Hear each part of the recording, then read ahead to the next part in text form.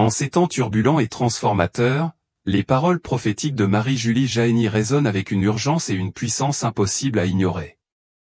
Transmises à travers ces visions, dont certaines remontent à des siècles, ces prophéties mettaient non seulement en garde contre des désastres catastrophiques, mais prédisaient également des événements profonds qui façonneraient le destin de notre monde et de l'Église.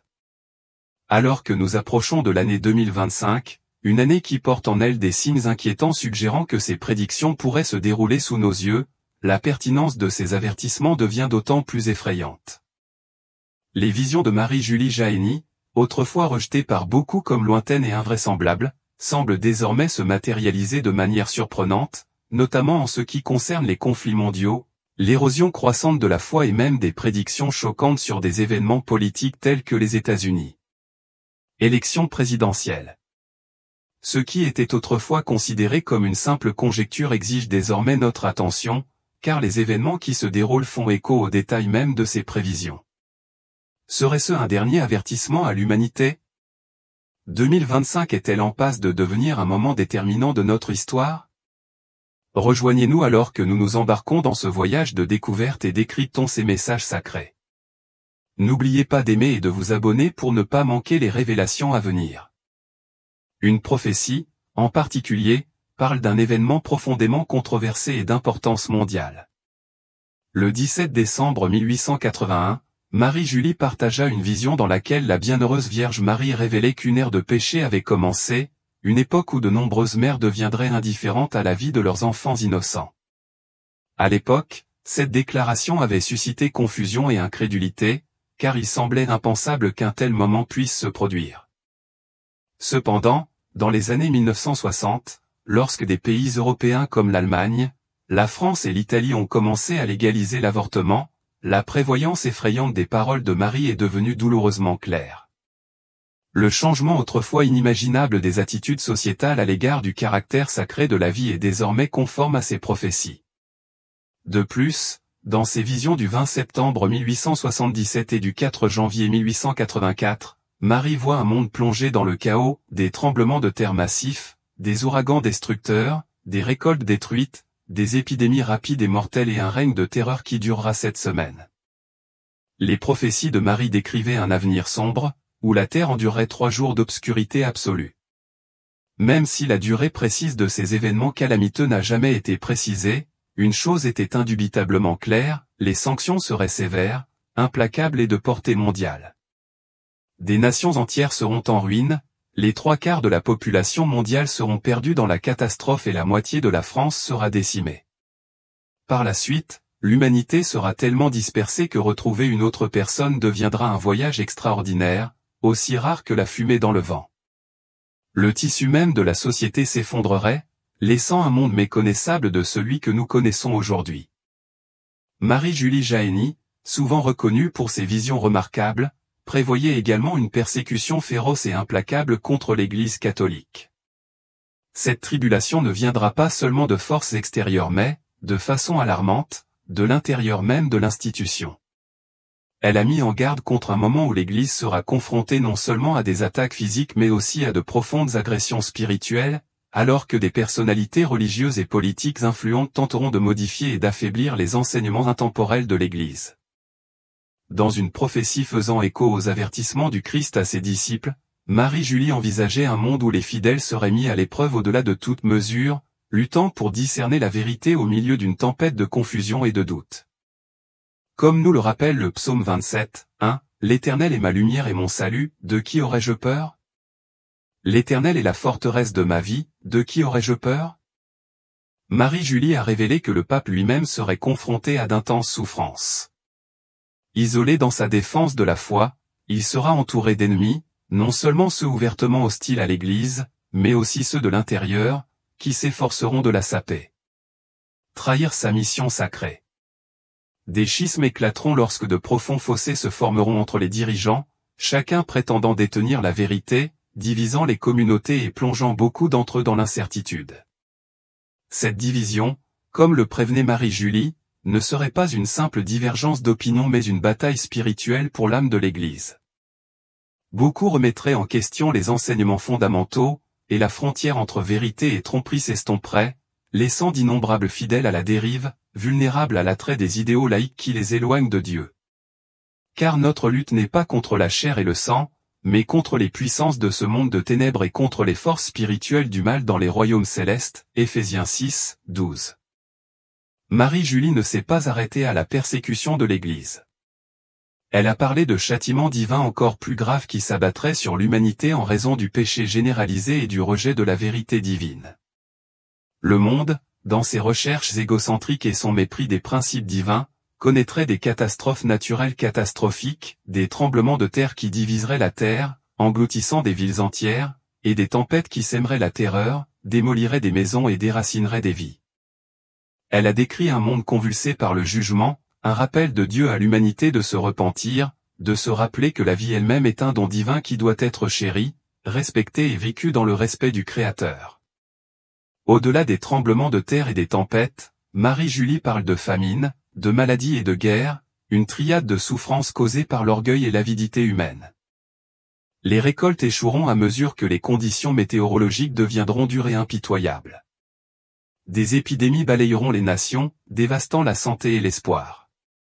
Dans ses visions, elle voyait des guerres déclenchées par des dirigeants égoïstes dont la poursuite du pouvoir conduirait à une destruction inimaginable.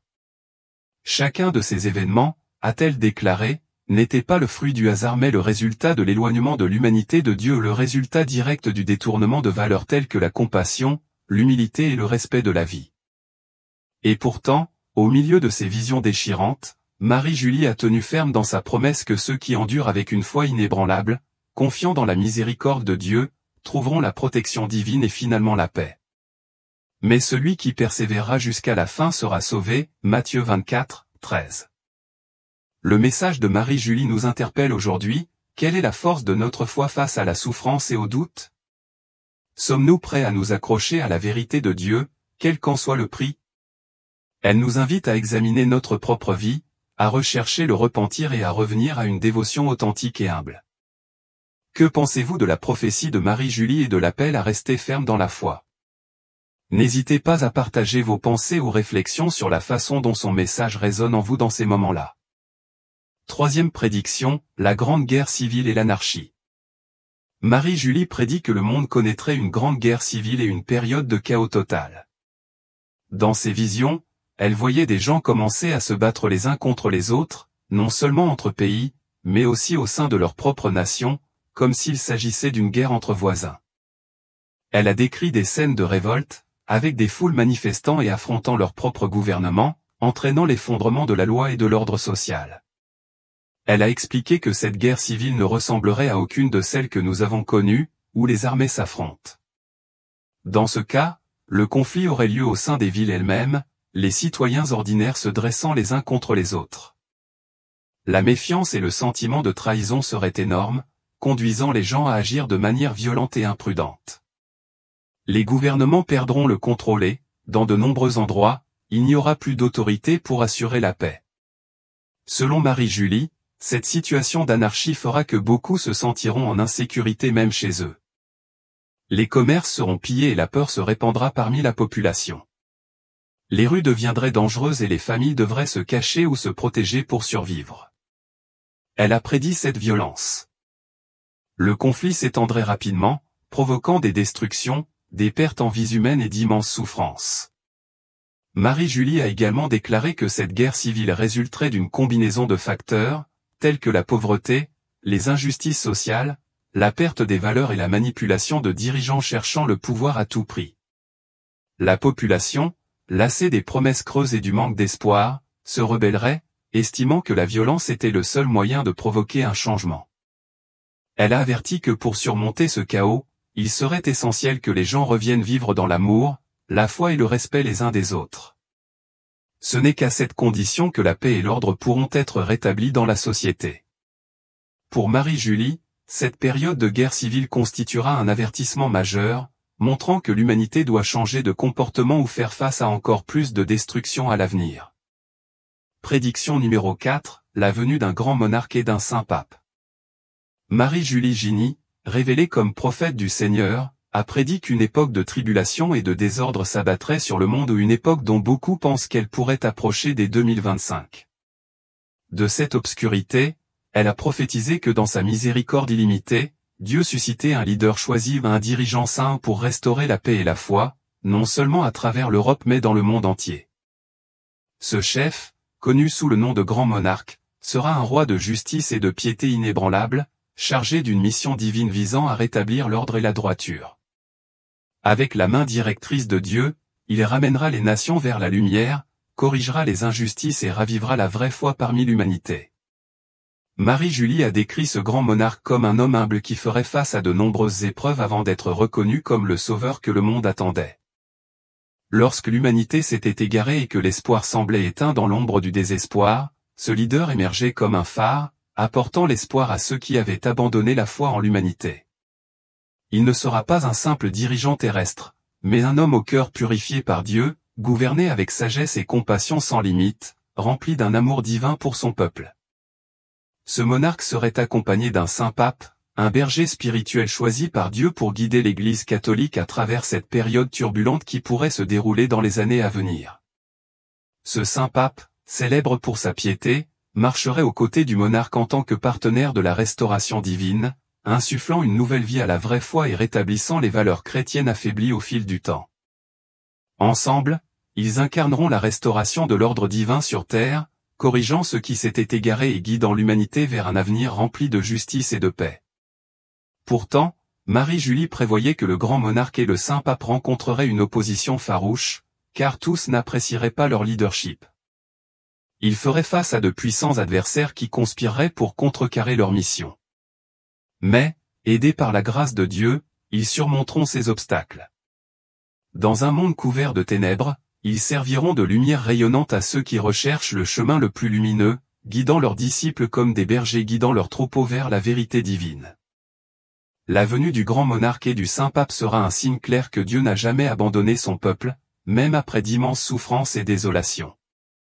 Les paroles de Marie-Julie résonnent comme un avertissement et une promesse divine. Promesse qu'après chaque période d'obscurité, l'espoir d'un renouveau surgit. Le grand monarque et le saint pape seront les instruments mêmes de cette espérance, inaugurant une époque de paix et de prospérité pour laquelle l'humanité aspire si profondément, une époque qui pourrait être à nos portes, peut-être dès 2025.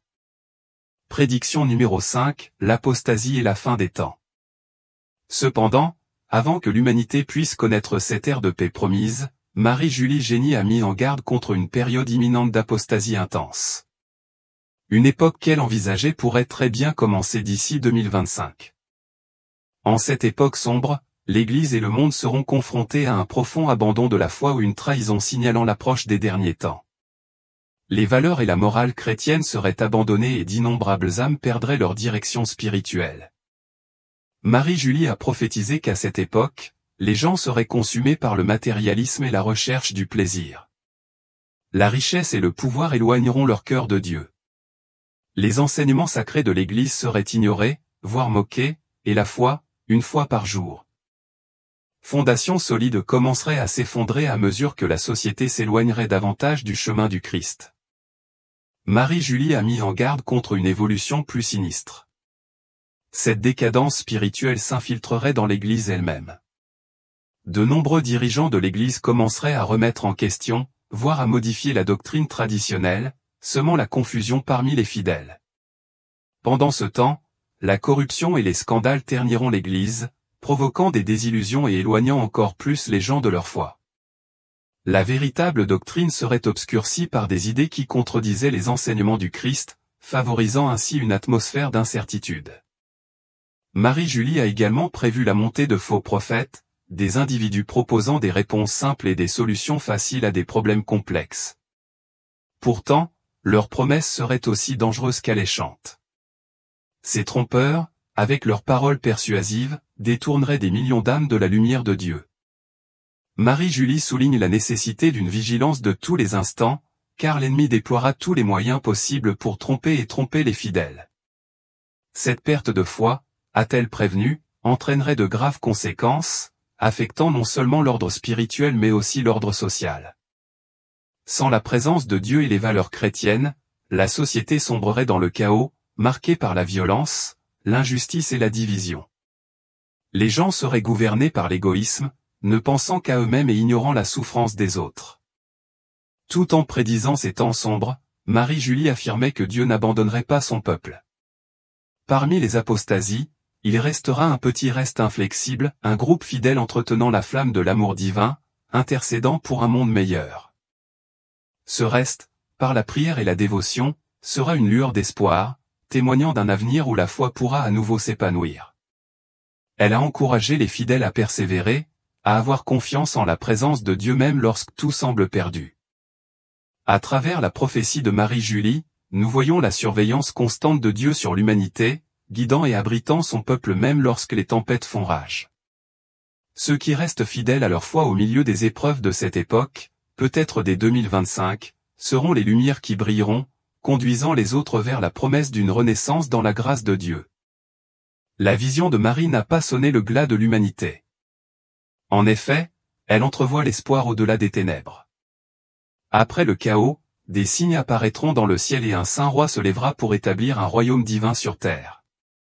Bien que Marie n'ait pas fourni beaucoup de détails sur ce roi, ses paroles suggèrent qu'il gouvernerait le monde entier, pas seulement une seule nation. Après avoir survécu à cette grande tribulation, l'humanité sera profondément transformée. Les gens reviendront à un mode de vie plus simple, renouant avec leur vraie foi. Les barrières entre les différentes religions disparaîtront et tous s'uniront autour d'une croyance commune en Dieu. Marie-Julie, connue comme la mystique de la Fraudet, a révélé à travers ses visions que la France, en tant que première nation catholique, était dotée d'une mission spéciale consistant à protéger l'Église et à préserver la vraie foi pendant les périodes de persécution. Pourtant, elle a également averti que le pays, ses échecs et son rejet de la monarchie bénie du ciel en feraient le point de départ d'un châtiment divin, déclenchant une réaction en chaîne qui se répercuterait sur le monde. Car quiconque aura beaucoup à donner, on lui demandera beaucoup. Luc 12, 48. La France, richement bénie, porte une responsabilité unique. Mais comme il s'écartait de ses devoirs spirituels, il devint le premier à faire face au châtiment divin. Marie-Julie prévoyait des épreuves dévastatrices. Paris sera incendié, Marseille sera engloutie et les villes seront détruites par des tremblements de terre. Les gens seront témoins de scènes de violence et d'échos de blasphème, avec le sentiment que tout espoir est perdu. Selon elle, la terre tremblera comme jamais auparavant, et des souffrances inimaginables seront infligées à ses habitants. Ce sont des épreuves nécessaires, dit-elle, car sans cette purification, le mal se propagerait partout, consumant même les âmes les plus douces. Comme Marie-Julie l'a prévenu, le mal doit cesser, car s'il continue, toutes les âmes seront perdues. Ces visions soulignent que l'Église, bien qu'accablée par les trahisons, finirait par en sortir victorieuse, défendue par la puissance divine. La purification de Dieu sera implacable, préservant la foi de ceux qui sont restés résolus. La prophétie la plus célèbre de Marie-Julie parle des 3 jours de ténèbres, un temps d'horreur sans précédent. Durant ces 3 jours, déclara-t-elle, l'enfer lui-même se déchaînerait sur la terre alors que les forces démoniaques erraient librement pour éliminer les ennemis de Dieu. Car les étoiles du ciel et leurs constellations ne donneront pas leur lumière. Le soleil sera sombre à son lever, et la lune ne répandra pas sa lumière. Ésaïe 13h10. Elle a prévenu qu'une crise soudaine déclencherait 3 jours d'obscurité, engloutissant la terre dans des ombres si terrifiantes que seuls ceux ayant une foi inébranlable pourraient survivre.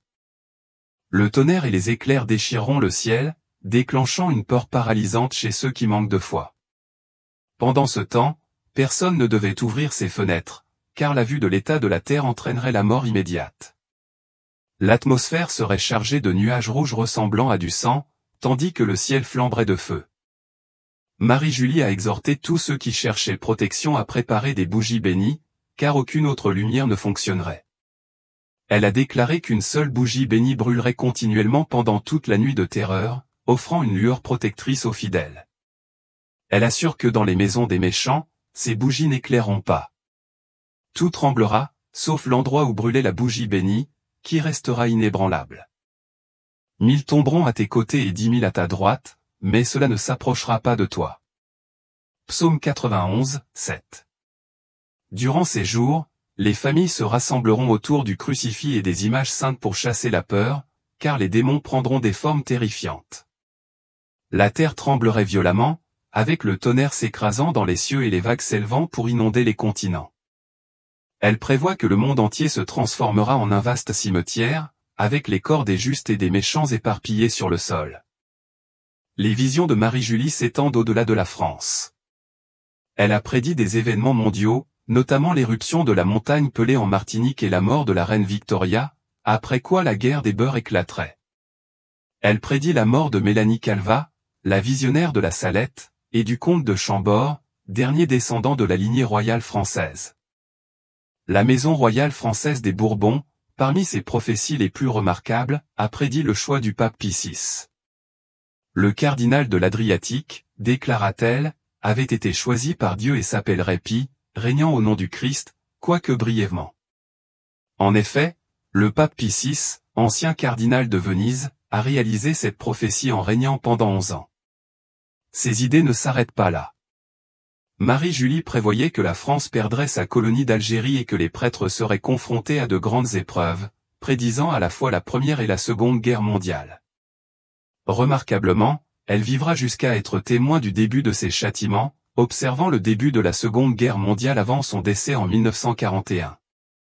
Et il y aura des signes dans le soleil, et dans la lune, et dans les étoiles, et sur la terre, la détresse des nations dans la perplexité, la mer et les vagues rugissantes. Luc 21, 25. La vie et les révélations de Marie-Julie témoignent d'une foi profondément mêlée de mystères divins. Ces visions, à la fois terrifiantes et remplies d'espoir, offrent un sombre rappel des conséquences des choix de l'humanité. Mais même au milieu de ces prophéties déchirantes, il existe un message de rédemption persistant. Les fidèles, par leur dévotion, trouveront refuge et, finalement, l'Église triomphera des ténèbres. Le 1er décembre 1876, le Seigneur révèle à Marie-Julie Génie qu'elle mourra un vendredi. Cependant, de manière inattendue, elle est décédée un mardi. Cette apparente contradiction soulève une question profonde: comment comprendre cette divergence, surtout alors que tant de prophéties de Marie-Julie se sont réalisées et que des événements miraculeux se sont confirmés tout au long de sa vie? Peut-être que la promesse de sa mort vendredi n'était pas censée être comprise littéralement, mais symboliquement, d'une manière qui transcende le simple temps terrestre. Dans l'une de ses visions les plus marquantes, Marie-Julie voit un calice planer au-dessus de sa tête. Émue par l'image, elle a demandé qu'elle soit enterrée avec elle. À cela, Jésus a répondu par un message qui offrait un aperçu profond de son voyage spirituel: « Je cacherai mon cœur sous ce voile, et il vivra dans ton cœur.